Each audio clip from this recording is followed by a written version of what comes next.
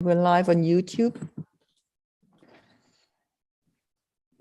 So for anybody who wants to, see us talking about peace and everything that matters to the world right now, you can also see us on YouTube live on The Art of Loving Presence, Alexandra Kreis.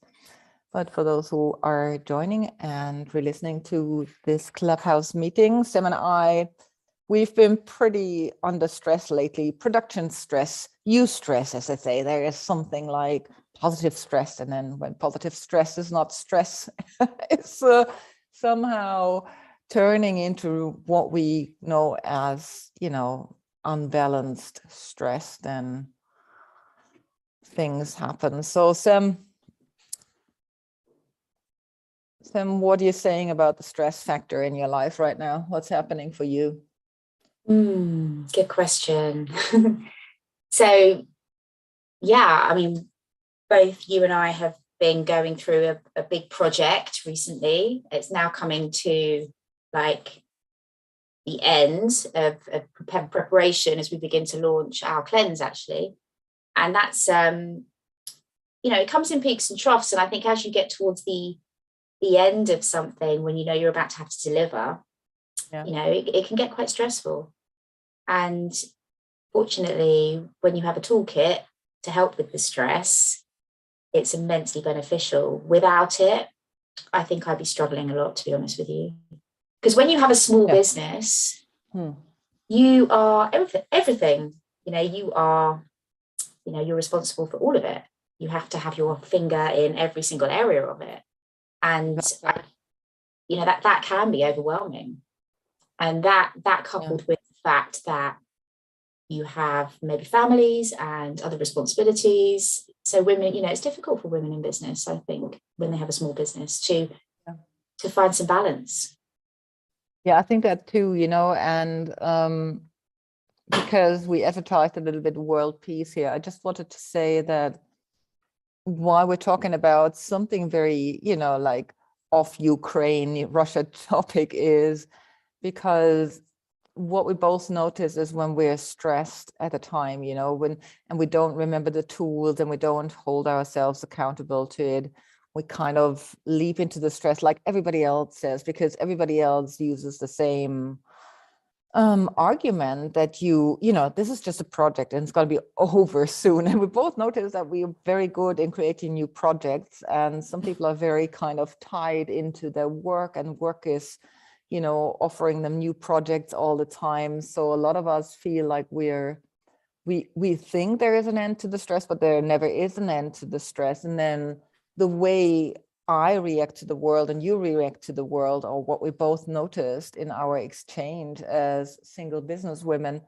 we kind of get either we can clamp down into our work, and then it's very hard to put our compassion outside into the family and greater issues, or, I don't know what the other side of it is really. I think I lost that train of thought. But what are you saying, Sam, to just connect all these things, like peace in ourselves, peace for the world, and stress in what we do versus, trying to contribute to a more balanced society, so to speak? Yeah, it's such a tough one, really, because we can all start the day off with the best intentions, and as stuff comes thrown at you, turn on the news and you've obviously got all the devastation that's happening at the moment. One of your kids needs something, for example, and then that can kind of rock you. And then, throughout the day, things are coming all the time. And I think it's really important, well, for me anyway, to be able to bring myself back to center. That's how I personally manage to deal with the daily stresses, is to have like a few techniques to bring me back to center, to bring me back to myself. Because when I'm in that place, I'm so much more grounded and present. Bring me back to being present, really, I suppose, is really the way that I think is a great way to start to handle the stress, And what do you do? Well, there's a number of things. I try to get outside. I'm a bit of a nature girl. Mm. And so if I have an opportunity, I just have to change the environment. So I spend a lot of time in this office. Those of you that are watching this on YouTube can see the books behind me. And this is where I spend a lot of my time. And I get out of here and I just go and walk, go for a little walk, get out of the space, get out of the energy. Yeah. So that's a really great thing that I do. I'm lucky enough to have a dog. So, you know, there's always a good walk to be had with her. Mm-hmm. And then I also, I think just sitting down and taking a few really deep breaths. So I've got like a little practice that I do that takes just a couple of minutes. I do like a body scan. Yeah. I find that really helpful. Yeah, I like that too. I'm thinking breathing and stress, and some people who are super stressed, I witnessed that a lot in my yoga classes back in the days, you know, they would not be even after a very strong physical class, they wouldn't be able to push the adrenaline away, you know, they would just kind of lie on the floor for what we call shavasana, that kind of relaxation state, and they would still lie there with their eyes wide open and not able to relax. So, I mean, you're so skilled. For you, a walk is enough. You know, for other people, it might not be that much. And so, I've kind of figured out that, I mean, it seems to me this topic that we're trying to tackle here for, like, you know, there's so much in it. Like, how do women work in business? How much kind of confidence have they put into it, opposed to men? And we have the subject of, you know, how do you manage your stress in business? And then why is a peaceful state or harmonious state of mind so important, not only for your business, but for, you know, kind of passing this on and having real conversations in wherever you are, you know, in between people. And if you don't have that kind of conversation with yourself, this is where I'm going to go back to, you know, where I started from. Aligning all this is like, if you can't have a decent talk with yourself, then you know, like if you're not being honest with yourself, then it's very hard to see that you're stressed, you know, like it's almost like somebody with there's a German joke in there, you know, like there is a comedian very famous in, you know, in the 1940s, 50s, 60s, he was very famous, and he is so stressed, you know, that he doesn't want to let the person that's sitting oppose him interrupt him, but the whole time he carries a spaghetti on his nose, you know, and the other person is trying to, but I just wanted to say that you know, and he's not letting that happening. And and to me, that's exactly what it is. You know, we can be so absorbed in being stressed and wanting to get the things done that we might not see that we're a little bit like Sisyphus.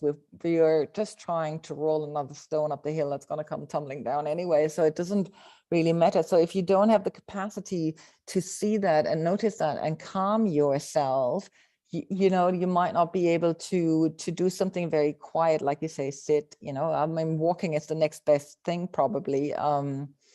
But on the other hand side, to me, this all starts where we kind of start having somebody like, you know, you and me, we are accountability partners. So that's a terminology for like just making sure if I say it to one person, I know that person is witnessing whether I'm going to do that or not. And that makes me more conscious. So in our conscious conversations, we can witness each other in our stress and kind of maybe also accept that we are stressed when the other person is mirroring that. So that I think is more a technique for me if I'm under super pressure, you know, like if I'm under pressure balls, like, you know, like I gotta hand out these things right now and they are not happening. And then, you know, and of course we have that kind of stress, but to come down, I need somebody to witness me in my own kind of frantic way, if that makes sense.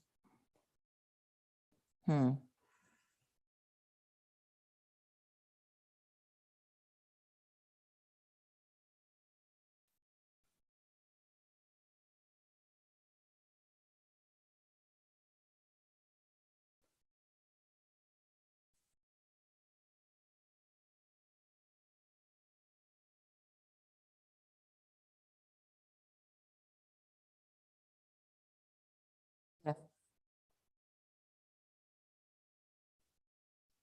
Um,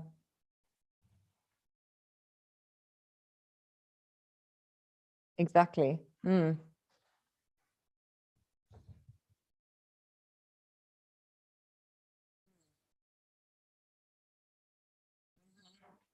Yeah. And hopefully you're conscious enough to hear yourself saying, no, I'm not.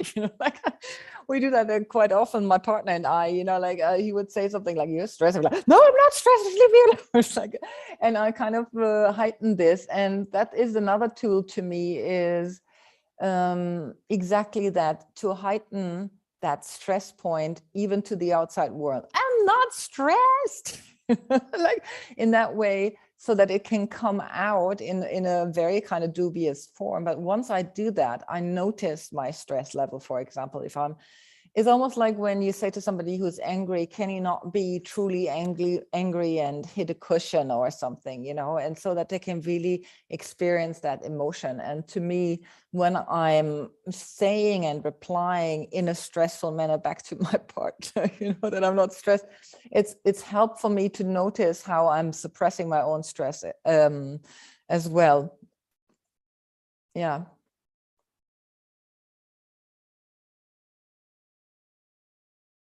Yeah.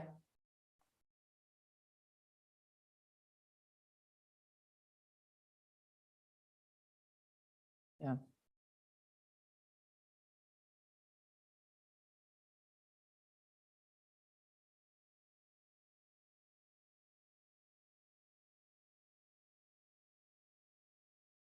Yeah.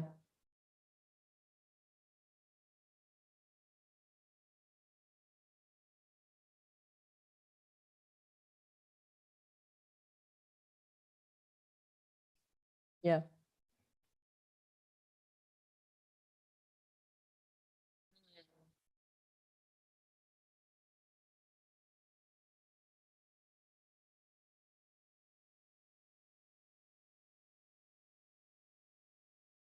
Hmm.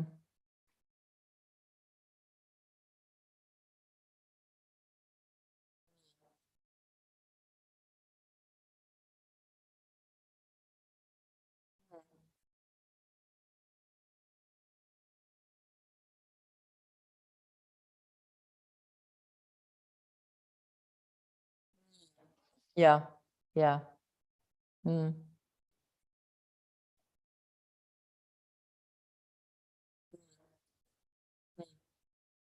Yeah. Hmm.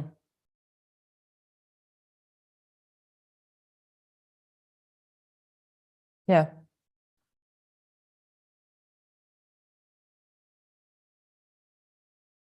Hmm.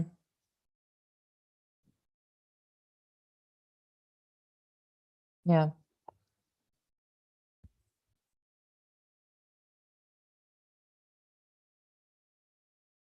Hmm. Yeah. Yeah. Yeah. Yeah.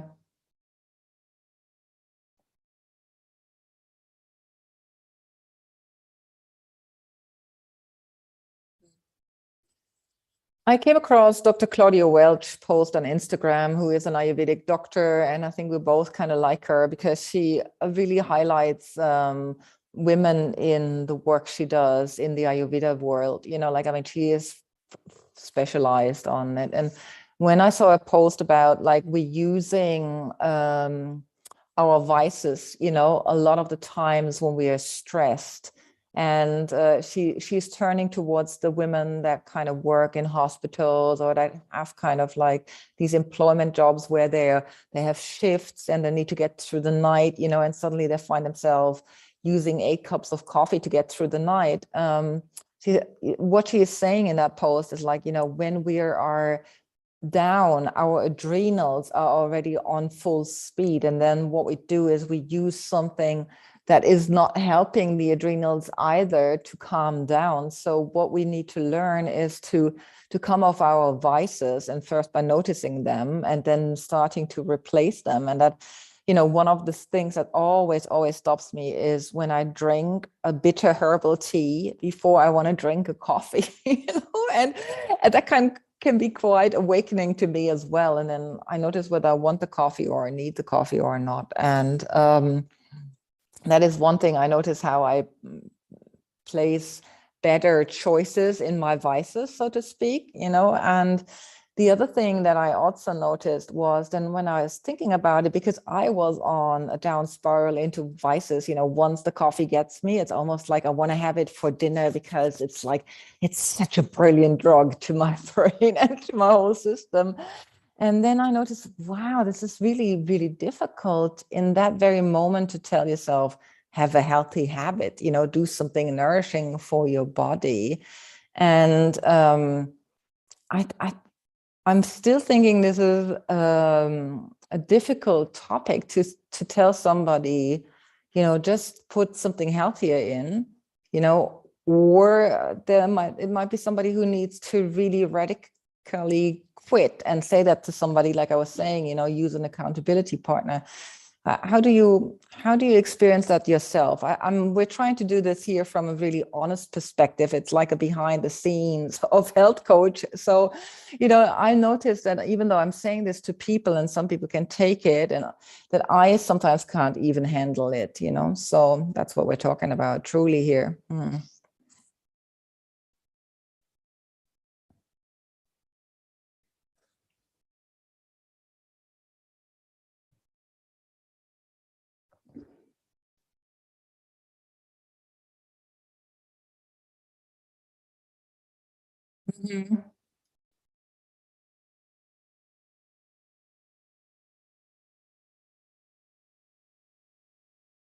Yeah.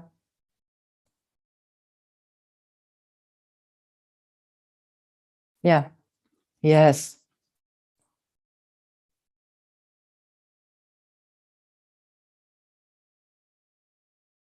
Yes. Yeah. Yeah. Yeah. Yeah. Yeah. Yeah. Burnout, exactly.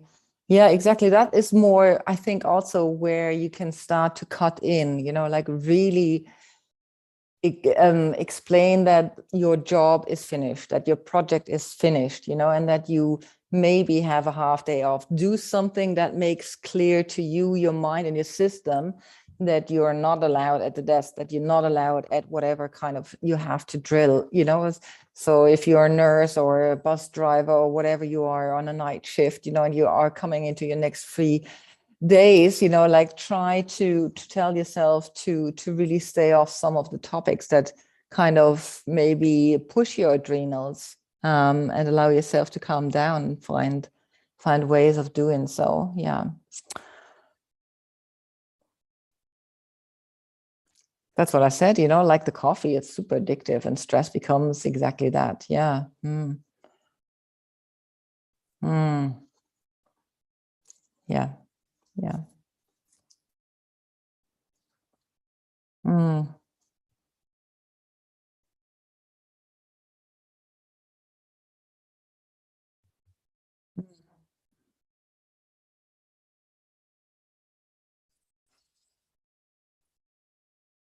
Yeah.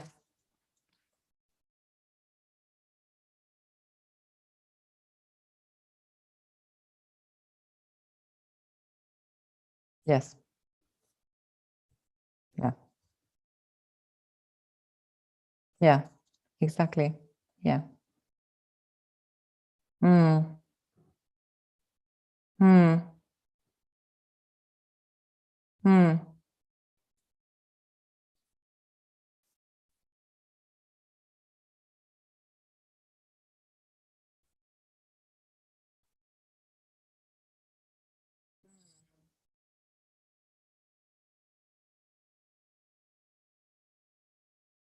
Yeah.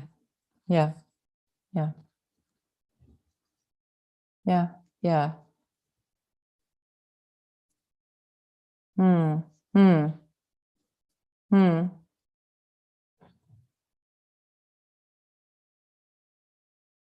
Yeah. Yes. Yeah. And that's really showing where like are leading a life that is balanced, and a life that is there to be lived, because like staying healthy means living longer, having more fun in life. It doesn't mean, I think like there is still that generational gap where people were happy to be alive because they came out of the Second World War, you know, and then it was almost like, well, I've done so much in the war, and now I'm, you know, like this is my retirement, and then I indulged myself into that. And even though the situation, the political situation is critical right now, we, you know, like if you look at where we've come from so many years of peace, you know, where we have still not managed to look at what we're really doing to ourselves, that we seem to be fighting into retirement. And then in retirement, a lot of people get really sick. A lot of teachers, for example, school teachers, they become sick when it's the holiday time, you know, because the system finally can show that. A lot of people who have allergies, when they come into closed rooms, they often show only the signs of allergies when they're in the room, because the room gives them protection and the body time to process whatever it needs to kind of boost out of the system. So in the same manner as we're talking about immune boosting and cleanses as Ayurvedic practitioners, you know, being careful where you're stepping too many times over the limit of your adrenal glands, you know, all these things can be learned in smaller and larger details, so to speak. That's what we're trying to say here, you know, when you were talking about stress. Hmm. Hmm. Hmm. Hmm.